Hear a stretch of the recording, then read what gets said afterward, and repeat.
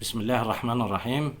أهلا وسهلا بحضراتكم أعزائي المشاهدين والمشاهدات في كل مكان على قناتي قناة محمد سامي لتعليم اللغة الإنجليزية. النهاردة إن شاء الله معادنا مع فونكس تايم. فونكس تايم اللي هو علم الصوتيات أو وقت الصوتيات. من خلال الفيديو بتاع النهاردة هنقدر نتعرف على بعض نطق الحروف المجمعة مع بعض وبتتنطق داخل الكلمة إزاي.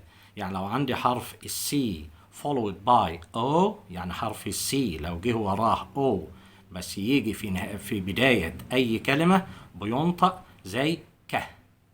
تسمع نفس الصوت ده ك. زي مثلا عندي بعض الكلمات، زي في ناس كتير اللي هو كلمة تعليق بتنطق comment. ما هياش comment. ناس كتير انا بسمعها من ناس كتير بتنطق comment او يقول لك ايه ابعت لي comment، لا هي comment. طيب في سلسلة مادة دراسية أو منهج دراسي نازل دلوقتي في مرحلة الابتدائية، هو اسمه connect. ناس كتير بتنطق connect، لا طبعا احنا عندنا السي او في بداية الكلمة هتنطق ك. يبقى الكلمة كلها بتتنطق ازاي؟ connect. طيب الفعل الثاني اللي هو يتواصل مع communication أو communicate يتواصل as a verb، communication as a noun لو جت ايه اسم.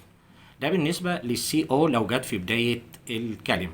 طبعا عندي برضو حرف تاني اللي هو حرف الاو مع حرف الان لو جم في نهاية اي كلمة، هل يا ترى انا بنطق الاو ان في نهاية الكلمات ازاي؟ يعني مثلا انا عندي كلمة شائع زي ما احنا هنشوفها دلوقتي، هي كلمة common.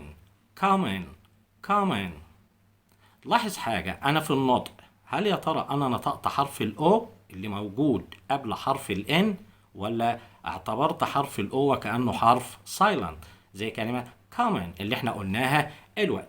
طبعا لو عندي كلمة سبب اللي هي كلمة reason، هل يا ترى أنا نطقتها reason ولا reason؟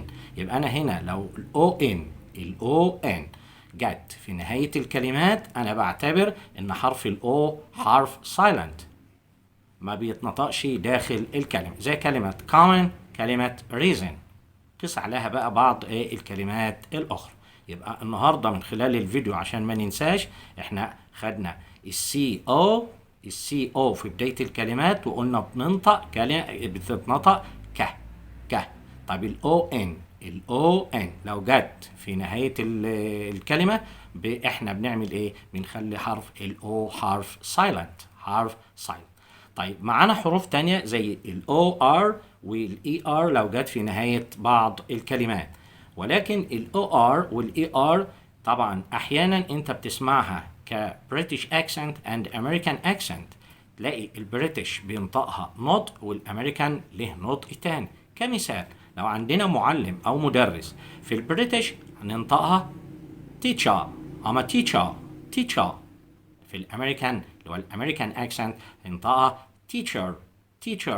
طيب لو انا طبيب هينطقها ازاي؟ مع العلم ان طبيب او ار ما هياش اي ار بس بتتنطق ازاي؟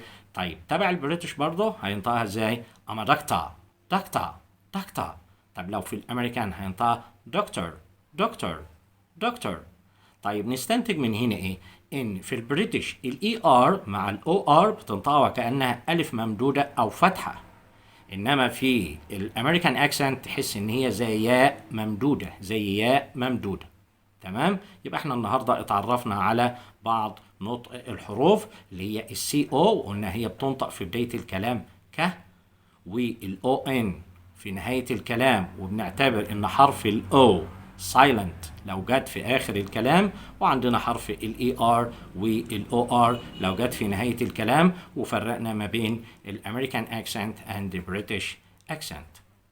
لو الفيديو عجبكم ما تنسوش تدعموا القناة بالاشتراك وتفعيل الجرس وعمل لايك وشير حتى يصلكم كل جديد من القناة. كان معكم مستر محمد سامي.